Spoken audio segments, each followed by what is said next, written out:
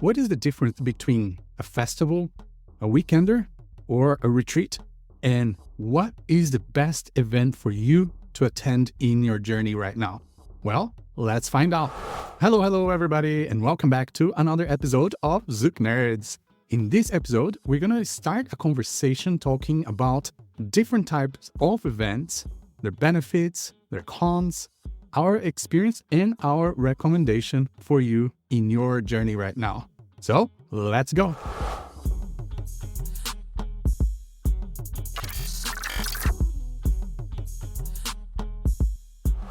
Hello, everybody, and welcome back. My name is Adayl Iost and I, and today we have here our amazing co-hosts, Gui Prada. Hello, everybody. Good to be back. And of course, Adayl Iost. Hello, humans. How are you doing today? All right, everybody. So here we are for season 5 and embarking in another topic. Today, we're going to be talking about events. Very often, as dance teachers and dancers ourselves, we get the question, what event should I go to? What event is best for me at this point in my learning experience? Whether you're just beginning or you've been doing Zouk for a long time or doing any kind of dancing for a long time, to be honest, because the way that we're going to be covering this topic is not really only focused on Brazilian Zouk event or Brazilian dance event, but hopefully this will be informational for anybody from any dance style. So the way we see this, there are different types of events, right? There are events that are super large events with teachers and classes that you cannot see any end of it. The lineup is incredibly long and the classes are so many per hour that it's very confusing to take classes and choose the ones. And there are many other types of events such as smaller events, holiday events, marathons, and many others. That's where we want to go today. So to start with, guys, let's talk about what kind of events we prefer to go either as teachers or as dancers. For me, I really like either a medium size event that is really focused on long workshops, social dancing that is relatively early, competitions, I enjoy them, but they don't have to happen in that event, or really small events that are all focused about getting to know each other, classes that have topics that, yes, they do have technique involved and deep information involved, but also classes that are focused on fun, community, social dancing, and personal development. So, how about you guys? What kind of events do you like? For me, I completely agree with you, Alison. I think the medium to smaller events are always great.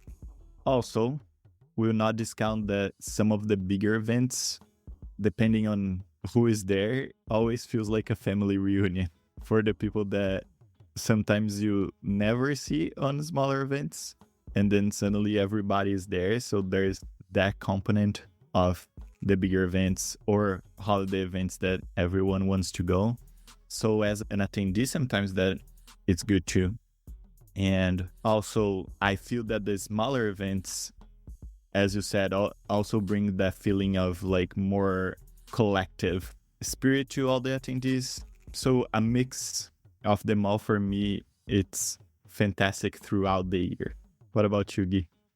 I have an overall preference for the smaller stuff like the weekenders. For me as a teacher, the weekenders are one of the most ideal situations because I like to spend time with people, teaching and going through a progression, social dancing with everybody, getting to know the community. So I like the weekenders that we do in the local scenes when I visit. But that tends to be my favorite stuff. My second favorite definitely goes to the retreats. The retreats where it's the same idea, where we get to spend time together in a more intense way.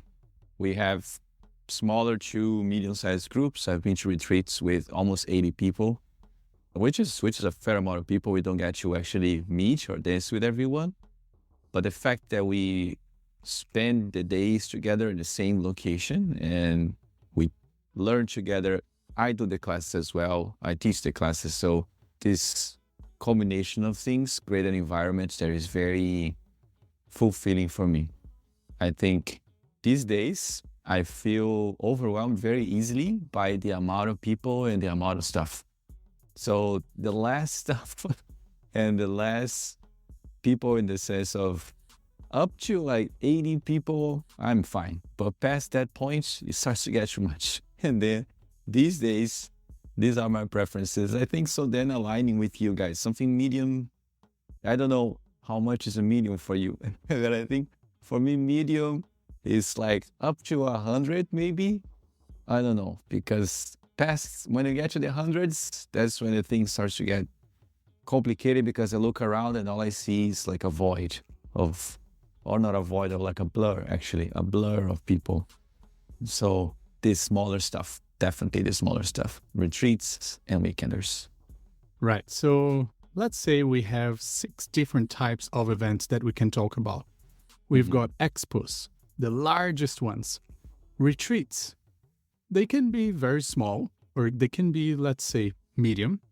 And then we have the weekenders, which are usually small, but not always, because here in DC, sometimes we have weekenders that are quite large for a weekender style. And then we also have educational ones that we're not really talking about the size in that case, the holiday ones and the marathon ones. And for today, let's just focus on the expo, retreat, and the weekenders, and then we focus on the other ones in the next episode. So what do we classify and what do we think when we say expo events? Expo events, when I think about it, especially when my lawyer days, expo events were like, we had the franchise expo. So this giant place with all these little, how they say, the booths of each franchise opportunity for everyone to get. So you had the McDonald's, the Bob's, people that are not from Brazil, we don't know what Bob's is. Bob's. From Rio, to be honest. Yeah. That's more a Rio chain. So Rio, fast food chain, the best milkshake. Oh, yes. And then, best milkshake, better, best. It's actually, it's more like handmades. You see them putting the ice cream, you see them putting the milk, you see them putting the thing. So it's pretty cool. Okay, stop. So that's what I imagine an expo is. And then we had the talks where each franchise company would go ahead and talk about how it was to work for them. So it was this large thing where you get to see everything. When I think about these events, Brazilian Zouk events, expo events, I think about the very large ones with a very long lineup, a lot of DJs, a lot of stuff for you to do. You have the day party, the night party, you have the in-between party, you have the competition, you have the after party, the pre-party, the after party. So that's how I see the expo events. For me, one of the biggest examples in the movement universe of expo events is Interfusion that happens here in DC early in the year, which is an enormous event with more than 1,000 people that has 6 rooms with classes concurrently going on. And in the night, you have, I think, 4 or 5 different parties for you to go in different styles of dance and movements. So that's, for me, it's the biggest that I've known in terms of like expo events. Yes, I agree with everything you said. And I'm going to mention now how and when I recommend that style of event for students or for friends who ask me. Basically, I think an expo event is a great way for you to really see the world out there.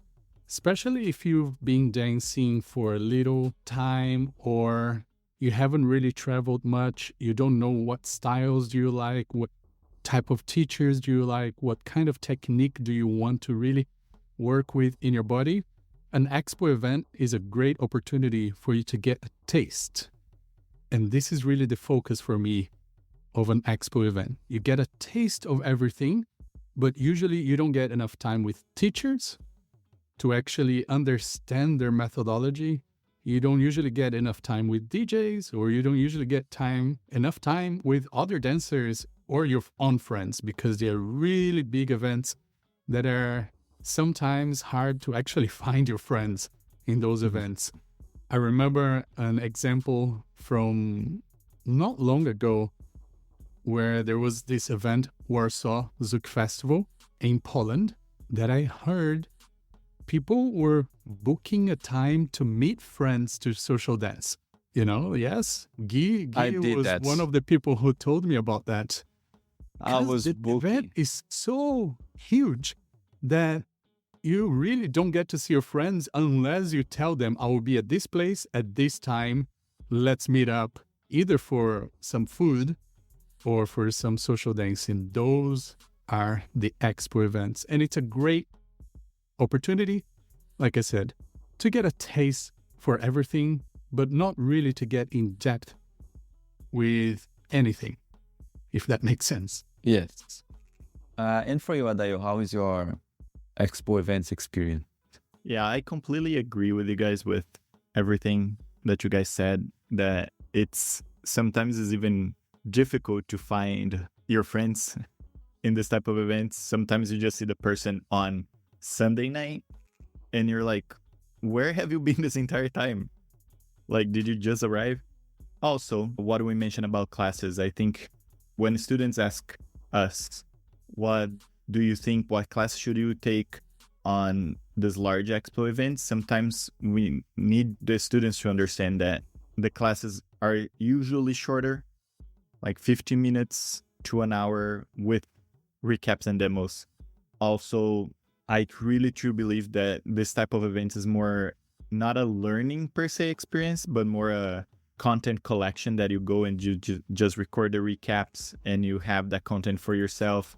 So as Gui was saying about the lawyer expos, I think it's more of a taster test. You go to a booth, you taste that teacher, and then you go to another booth and you see what they have to offer, and then you can pick and choose. And most of the time, as Alison was also saying, that we want to go to these events to connect to certain artists, to connect with DJs, but sometimes the artists are booked with privates the entire day besides the time for their classes. And for example, Elevation last year, one of the days Leandro and I were booked like until midnight. And I'm like, okay, great for you.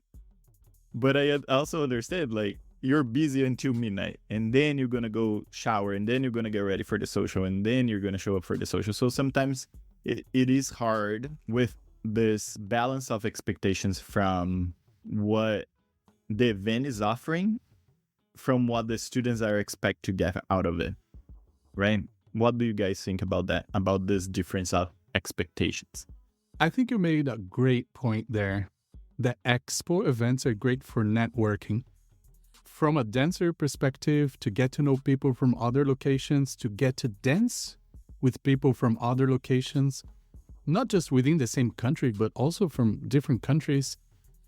For artists that are wanting to create connection with other artists, whether they want to travel more or they want to go to a place where they haven't been before and they end up meeting somebody from that area. For DJs, when I meant artists, I mean DJs and teachers. DJs also get to experience music that are more favorable in different areas. So not only the teachers, they get to see, and the students, they get to experience, but I love Expos because of the variety. So I think that's a great point. Networking and variety are great for anybody wanting to attend this type of large events. In my experience of these events, I often go to them with the false hope that I'm going to be able to see and dance with everybody that I intend to. It's an enormous false hope that I, these days, completely let go of that. I remember going to my first Dutch Zouk Congress in 2018, and I knew that all these people were going to be there, and I was so excited. It's like, oh my God, I'm going to be able to dance with all these people. It got to the end of those 5 days, and I did not get to dance with probably 80% of those people that I wanted to dance with, because It's ginormous. There is even like a funny story. I was there with Anderson, Brenda, Kuna, my leads. We were all in the same house. And then at some point, Anderson and I, we gave up. We're like, man, it's not going to work. Let's just enjoy the city. Let's just enjoy around, because Adayl said content collecting. And I see this as like a menu. There's like this giant menu that you look at. It's like, okay, what can I choose for my 2:00? And then I choose one of the 7 rooms and I go to one of the 7 rooms for the social dancing. What do I choose? Do I choose the chill, the crazy, the more chill, the dark? So there's all these options, like a menu that you have. And Anderson and I, we gave up and we just started walking around. And then on the last day, as we were leaving, I knew that Raven was there. I saw Raven on the first day, and then no more. And this is in the last day. As we were leaving, we see Raven and another follow that we really like to dance with. And basically, Anderson and I, we looked at each other, and we looked at them, and they looked at us, and we started dancing, all 4 of us. And this only dance made the whole event worth it, because I think we were more like, we let go of the idea. So it's good for networking for sure. It's good for you to get to know what's going on in the scene, in the world, who the new teachers are, who the new DJs are. You get to experience a lot.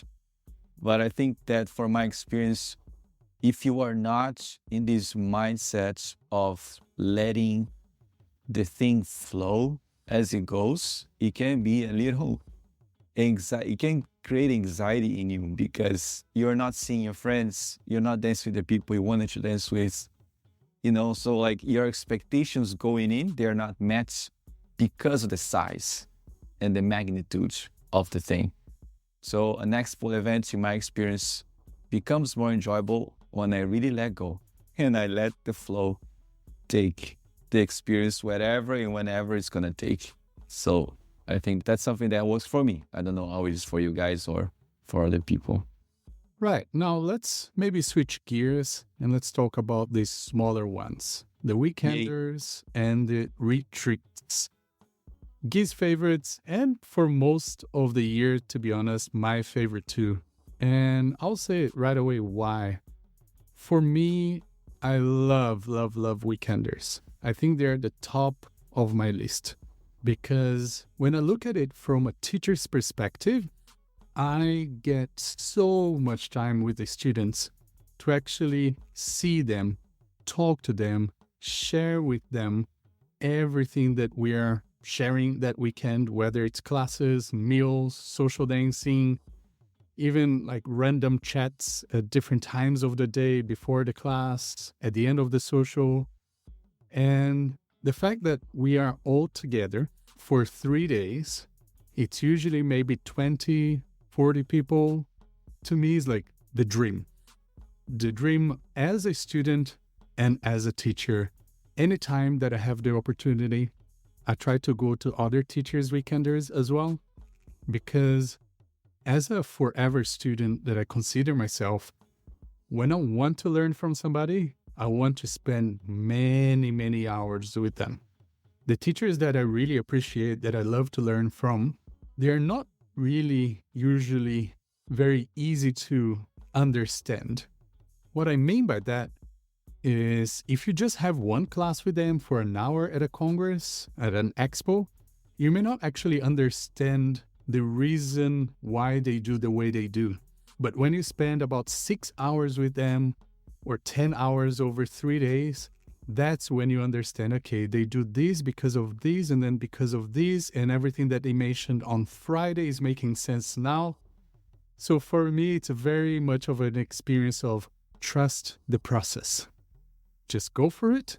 Trust the process. Don't judge hour by hour. How much am I getting?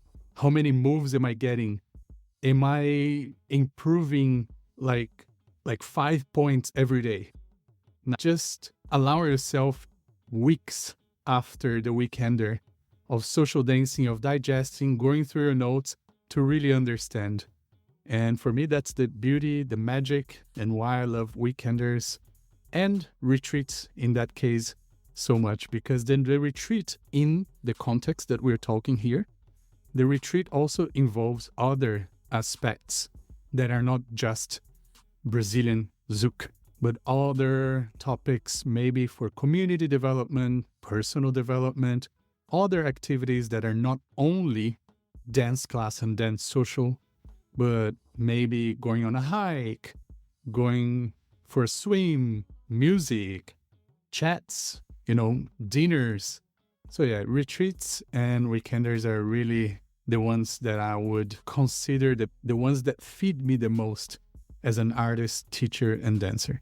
Yeah, I like that. I want to get a hook out on the thing that is said to go with the journey of the weekender or the retreat and see how that's going to wrap up in the end of those 10, 12, 8 hours that we have in these events, normally in a weekender setting, for example, because I have been through the experience as a teacher where the students wanted to know at each time, at each exercise, what was the point of each thing, without seeing that in the end, things would make sense. And when you mentioned that, it made me remember of my first days teaching back in 2017, 18, where I would go through this on a very consistent basis because weekenders were the first kind of events that I started teaching. And I remember this desire of understanding each step of the way. And then I would ask, wait a little bit, trust, patience, because then in the end, everything would wrap and make sense. So that's something that when you said that, you immediately brought back those memories. And for me, the weekender is really about getting to know the community, the scene, getting to dance with them, and getting to feel how the dance is being danced, how the dance is being absorbed in different parts, in these smaller places. Because the expo, like you said, because of the magnitude of it, we don't get to experience in full what the weekender can provide, which is understanding how the dance is being absorbed. And this, for me, as a local instructor and a travel instructor, this informs so much the work because I see what is really relevant in the sense of what is it that I can share with them that will not only convey a way to dance that is maybe more ease on the body, on the mind, and also convey a little bit more of the culture, a little bit more of the background of this dance. So this is something that really, really inspires me. And in the retreat side, I have so much more to talk about it, but I'm going to let Adayl talk because retreats is also something that I really enjoy. And I've had the opportunity to participate in retreats of different kinds. Retreats that were only Zouk lessons. And then we had retreats that Zouk was maybe 70% of it. And retreats where Zouk was 10% of it. So different kinds of retreats with different approaches that I would like to comment later. But now I'm going to let Adayl talk about the weekenders a little bit. Yeah, Adayl. No, for sure. I also do love weekenders as a teacher, as a DJ, as an attendee. Funny enough, as a DJ, I was going back through some sets that I recorded last year, and I did a Iago and Vanessa weekender in Michigan, and I was the only DJ there. So I was playing for the entire social, pretty much like 3-4 hours of socials. And I found a set yesterday that I didn't even remember that I had recorded that was like completely just chill traditional songs because I was catering to what the weekender is. That I think when we mention different types of events, I think there's a big difference for us as DJs too. What are you catering to? When you have this big expo, you have 700 people in a ballroom. What you're gonna play that is gonna cater for every one of them, And when you are on a weekender, as we're talking about it, on the Iago and Vanessa weekender, I felt like the opportunity of like, let me just dig on my traditional songs bag and see what I can bring to this table and some gems. I'm gonna say some gems. I'll share with you guys the set later too. But it's very interesting on that perspective, how closer and how more as a cohort you move when you are on this type of events. And as Gui was saying, I think for the students that join this type of events, weekenders specifically, understanding the whole journey of the process, because when we as teachers, we go to this type of events, we are trying to think the weekender from Friday to Sunday, not necessarily the 2:00 class, the 3:00 class, and that's it, great, social, bye, right? We're trying to build the entire experience for the students that not necessarily the anxiety type gets it. They want as Gui was saying, what is the Friday class? I want to know what's the point of this and everything. So I think for the teachers, it's also an opportunity of giving to the community as we mentioned, a journey of learning, not necessarily just that block of experience that we would have on a big event for sure. And as we mentioned about retreats, I think I also do like them, and I definitely want to hear Gui's experience on all of that. And Allison was just recent on a retreat too, with Christina and Igor and Nelly. That is a interesting experience that we want to hear about it too. And I feel that for me, the retreat experience also does feel like a weekender experience in some sort, but with different, as Allison was saying, different types of offerings that not necessarily would be just the Brazilian Zouk part of it, right? So for me specifically, I know I'm biased, but MMM, for example, is a great experience for me as a retreat, that we have Brazilian Zouk classes, and we as teachers, this past MMM, we had Raven and I, we had Bruno and Raíssa and Paulo and Luisa, which feels like a good amalgamation of teachers, I'm going to say, and like for us to get together and plan the classes that we're going to give, and how that also feeds on what the event proposition is, not necessarily what the teacher's proposition is. As Gui was saying about the weekenders, we as teachers, we also need to know and get to know the community to see what we can offer to that community, not necessarily the community just take what we have, period, right? So I think it's a really good opportunity for us teachers to play on this adaptation of our teaching skills and content and everything. And before Gui gets into the retreat part, I just want to mention that for us here, I think we refer to weekenders as progressive weekenders. And this may be new for some, but this is also very interesting, because when I talk to organizers and I talk to dancers, I always tell them, I would love to do a progressive weekender, which means every topic is connected to the other. And I even ask the organizers in that case to only allow full pass, which means Friday, Saturday, and Sunday, you have to attend all of the classes instead of like only Sunday pass or only Saturday pass. Because again, we're building something that builds over time from Friday to Saturday to Sunday. And if somebody shows up on Sunday, not only they're going to struggle with the content, but also they're going to struggle to understand the content and why we got to that place. There are weekenders that I would say they're more casual weekenders, where you can just pick and choose the topics that you want. For example, we just had our District Zouk anniversary. That was some sort of a large weekender where you could pick what classes you wanted to do. But when you're talking about a weekender with myself or with Adayl or with Gui, it's more like a progressive journey over 3 or more days. That's the type of weekender that I really love and that I would recommend for students who are really looking into learning someone's teaching and someone's methodology in depth instead of getting a taste. So you go to the Expo event, you get a taste for all the different types of teachers, and then you pick a few and you go like, well, whenever I see these guys around somewhere, I'm going to go to that weekender because I really enjoyed their classes and I want to spend 3 days with them. That's my highest recommendation of like what to do in an expo that can help you later on, such as choosing teachers to attend weekenders with. Yeah, and this is something interesting that we can bring back in another episode when the teacher is perceived by the market as a teacher that is good for a weekender, a teacher that is good for the expo.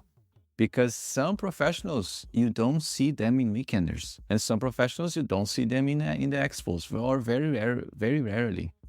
Because, for example, I have had the experiences of being invited to an expo-like event and then uninvited a couple of days later, because there is a perception that a weekender with me would be more interesting than having me at the expo, which is very interesting because there is the idea that this instructor works better if people have more time with this instructor. The instructor works better, like 50 minutes, whoa, amazing, So that's something that we can totally talk about in another episode. Because like Addison was saying, we also have the weekenders that are more about not the progression, but about the amount of instructors teaching. So less people teaching, you do get to spend more time with them. It's just not progressive as it is when we have this idea of Friday, Saturday, Sunday is one package that either you get it all or you get it none, And when we talk about the retreats, my experience with them, I think, fortunately, is very rich in the sense of the different kinds that I was able to be a part of, either as an organizer or as a teacher or as a participant. And sometimes retreats are related to events that have stuff on top of the Zouk stuff. When the events that we classify as holistic events, in the sense of events that have all these different kinds of things that you can take and you can learn. And in my journey as a teacher, I was able to participate in retreats where we had Zouk being the main thing. Brazilian Zouk is the main thing.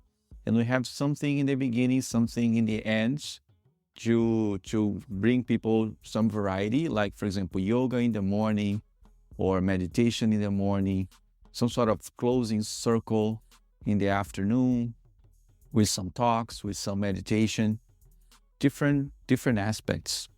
And the biggest feature of a retreat for me is the fact that because it's more days, it tends to be 4 to 5 days, you can spread those 10 hours that you would do in mostly 2 days, Saturday, Sunday, in more days. So it's less rushed. And you get to really spend more time with people, really sit down with them, really have food with them calmly. Because in the weekender, basically you wake up, you have breakfast, you might teach a couple private lessons, then you go teach, and then have a break, you teach the second half, then you go back, shower, back to the social. Sunday, repeat. Monday morning, you leave. So you don't have time. The retreat gives you time. And that's the most valuable thing for me, this time that you get and the kind of bonding that you do with people in the retreat is stronger because you get to spend time with them. So I just like to introduce that idea because sometimes people just see the name retreat and they make an association with what that means and how the event's going to be like. But not all retreats are the same. They vary a lot. So I think asking more questions to the organizers, to those who have been before, what the retreat is about, is a good idea, in my opinion, rather than just making the call just because of the name retreat. And I have seen that happening so many times with students that don't go to retreats because it's a retreat and they think there's going to be all this woo-woo, hippie, wushy things. And it's not always like that. Yes, absolutely. When we're talking about retreats here, we're really talking about this experience that is probably more compared to a weekender, but in a multidisciplinary approach. as Guy was mentioning, it could be mostly Zouk, or Zouk could just be a part of one of those things. And I think that what classifies to me as a retreat as well, it could be location. A lot of the times the weekender will be in the city, it will be at the dance school, whereas the retreat, it could be maybe in a cabin like the one I just went, or it could be some sort of holiday location as well, where we're kind of like going away from our daily life and daily locations, and everybody's staying together, eating together, and having a moment where they can actually slow down and take it easy. So I think that would be the difference between like a weekender where it's in the city and you go home every day and you just show up to the classes. But a retreat would be something like everybody is staying together and spending the whole weekend together and having different experiences other than just the dance classes and the dance socials. And then we still got a lot more to talk about. So we still got the educational events. Not that any of these events that we were talking about before were not educational, but we'll be talking about more of that. The holiday events and the marathons. But we don't have any more time today, so we're going to have to leave this for the next episode. Thank you for your time today, everybody. Thank you, Gui, and thank you, Adayl. Thank you, humans. Thank you, everybody. And let's go for a little break. And on the next episode, we will come back to talk about the educational style events, small or large, the holidays, and the marathons. So, beijos, abraços. Tchau.